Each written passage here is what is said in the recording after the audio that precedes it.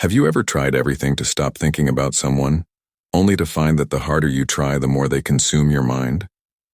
You wake up thinking about them. You replay old conversations in your head. You wonder what you could have done differently. You imagine them with someone else and your heart sinks all over again. It's exhausting. You tell yourself to move on, but your mind refuses to let go. If this sounds familiar, understand one thing before you do anything else. There is nothing wrong with you. You are experiencing something almost every human being has faced, but what separates those who remain trapped from those who become stronger is not time. It is perspective. The Stoics understood a truth that most people never discover. You do not suffer because someone left. You suffer because your mind refuses to release the story you keep telling yourself. Today, you will learn how to break that cycle. Stay with me until the end, because the final lesson has helped countless people reclaim their peace after heartbreak, rejection, and emotional attachment. Imagine carrying a heavy backpack every single day. At first, it feels manageable, but as the hours pass, your shoulders begin to ache. Your legs grow tired. Eventually, you forget what it feels like to walk without the weight. This is exactly what emotional attachment does to your mind.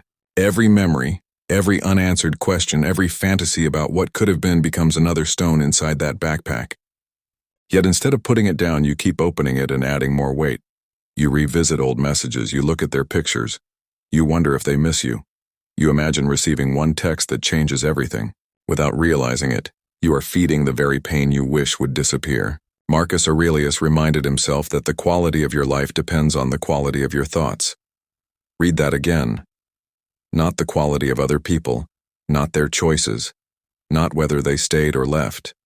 Your life follows the direction of your thoughts. If your thoughts constantly return to someone who is no longer part of your life, then your peace remains chained to someone who may not even be thinking about you.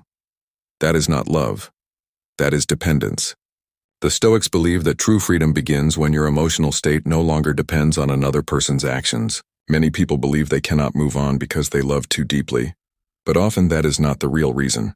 The real reason is that they became attached to an imagined future. They pictured a life together. They imagined growing old with that person. They built dreams that never had the chance to become reality. When the relationship ended, it wasn't only the person they lost. It was the future they had created inside their own mind. This is why letting go feels so painful. You are grieving something that never actually existed outside your imagination. Epictetus taught that suffering begins when we confuse what is within our control with what is outside our control. You cannot control another person's feelings. You cannot control whether they call, apologize, or come back. You cannot control the past. Yet many people spend months, even years, fighting battles they were never meant to win. Every day they ask, why did they leave? Do they still think about me? What if I had said something different? These questions have no ending because they depend on someone else's mind, not your own. The Stoic asks a different question. What can I control today? That single question changes everything. Perhaps you can control whether you exercise today. Perhaps you can read 10 pages of a book instead of checking their social media. Perhaps you can learn a new skill, reconnect with old friends, spend time with family, or simply sit quietly without running back into memories that no longer serve you. These actions may seem small, but they slowly teach your mind that your life still belongs to you. Every healthy decision is another step away from emotional captivity. Seneca once wrote that we suffer more in imagination than in reality. Think about that for a moment. Most of the pain you experience today is not coming from the present moment. It comes from imagined conversations that never happen, imagined reunions that may never come, imagined regrets about things you cannot change. Your mind becomes a movie director, creating scenes that keep you emotionally trapped. The Stoic recognizes this illusion and gently returns to reality. Right now, in this very moment, you are breathing. You are alive. You still have opportunities waiting ahead. The only thing standing between you and your future is your unwillingness to stop living in yesterday. Here is a difficult truth that many people need to hear.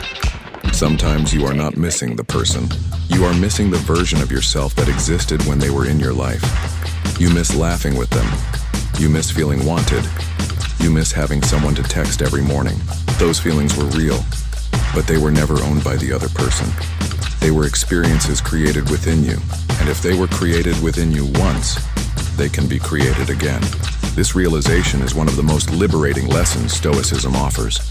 Your happiness was never permanently attached to one individual.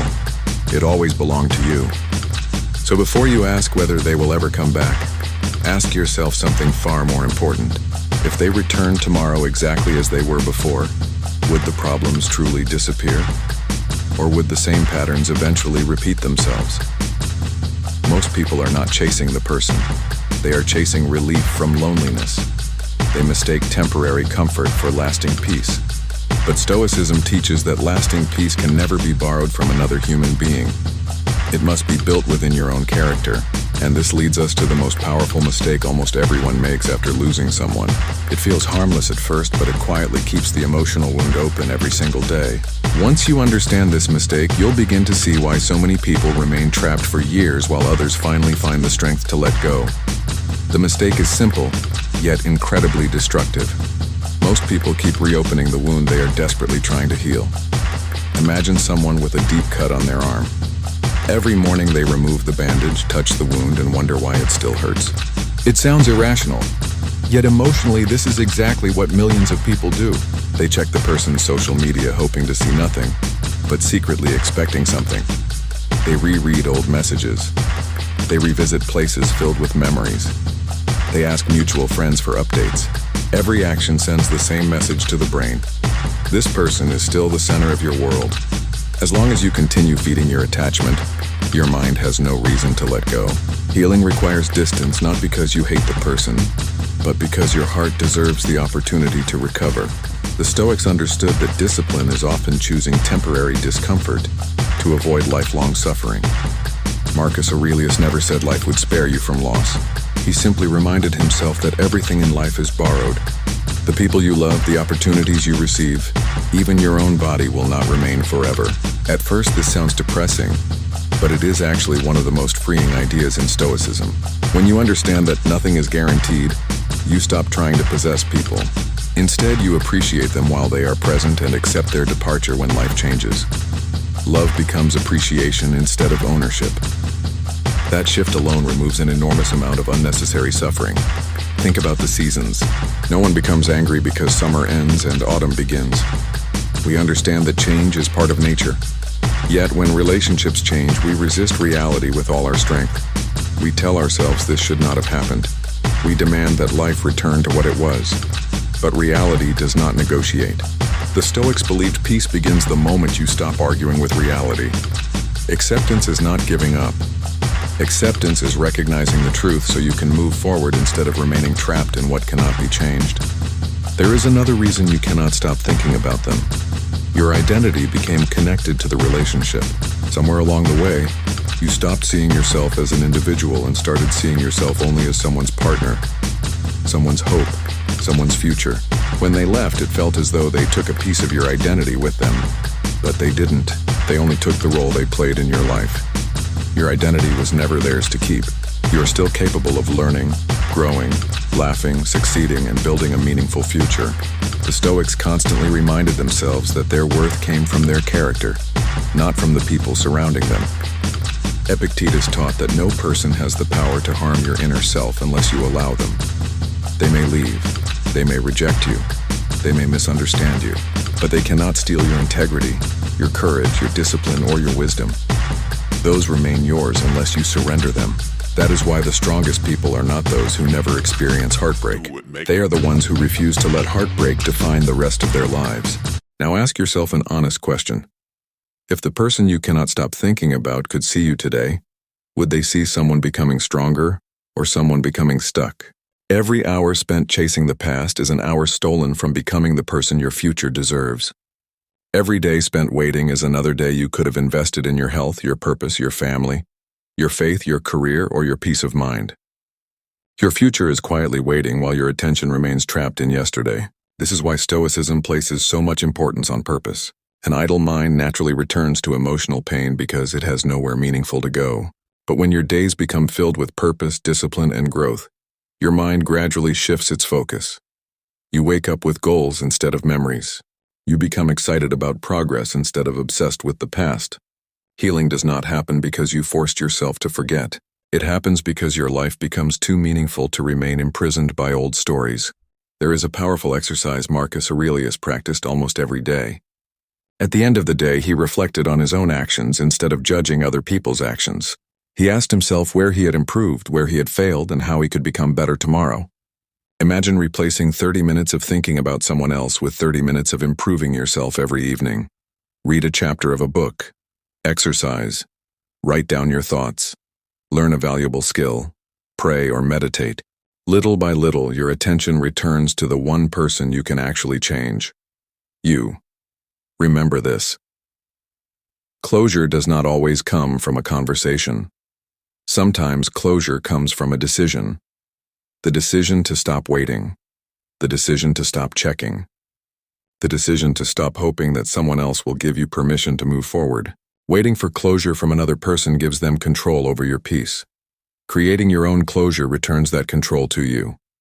One day you will realize something remarkable. You will wake up and hours will pass before they even cross your mind. Then an entire day. Then a week. Not because you erased the memories, but because they no longer control your emotions. You will remember them without feeling broken. You will think of them without losing your peace. And when that day arrives, you will understand what the Stoics meant when they said that true freedom is an inner state, not an external condition. Perhaps the greatest lesson heartbreak can teach is this. The person you lost was never meant to become the foundation of your happiness. They were part of your journey, not your destination. Life is still inviting you to become wiser, stronger, calmer, and more resilient. Do not reject that invitation because your eyes remain fixed on a closed door. Seneca reminded us that while we waste time looking backward, life continues moving forward without us. Do not let your future become the price you pay for refusing to release your past. So if you cannot stop thinking about them, stop trying to erase them. Instead, build a life so rich in purpose, discipline, gratitude, and self-respect that they naturally occupy less and less space in your mind. Replace obsession with growth. Replace regret with action. Replace waiting with living. This is not about forgetting someone you once loved. It is about remembering yourself again. If this message spoke to your heart, don't keep it to yourself. Leave a comment below and tell me which Stoic lesson challenged you the most. Your story may encourage someone else who is struggling in silence. And if you're ready to build unshakable confidence, emotional strength, and the calm mindset of Marcus Aurelius, Seneca, and Epictetus, subscribe to Stoic Wisdom and turn on notifications. Every week, we explore timeless Stoic principles that help you overcome rejection, master your emotions, and become mentally unbreakable. Remember, the strongest person is not the one who never loses someone. The strongest person is the one who never loses themselves. Until the next video, stay calm, stay disciplined, and live like a true Stoic.